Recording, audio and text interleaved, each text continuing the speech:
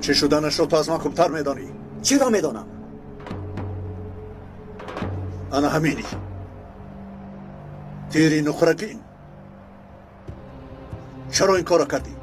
چرا با چنین جنایت های وحشیانه دست زدی؟ تو را باور کردم، دادر گفتم، فرزند گفتم، اما تو مرا فروختی. حتی قاتل شده برآمدی. اگر در دست دلیل داشته باشد پس لحظه تأخیر نکرده مرا محکوم کنید، محبس کنید. همینطور این کار میکنی، اما دلیل هست.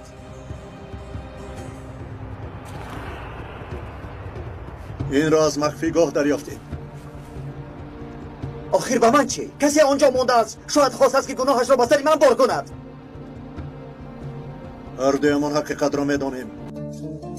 همین با چشمم نگریسته به من دروغ میگویی. حیف بدت. شما چی میگویید؟ اگر همین دلیل باشد پس مرا دستگیر کنید، لیکن این دلیل نیست. ببینید رنگ خودتان دیگر شد.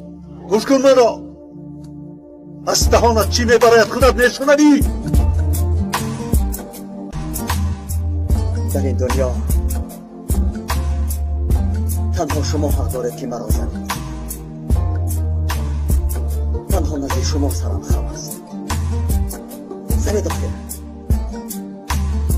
اگر خواهید پرانید، هرچی خواهید کنید.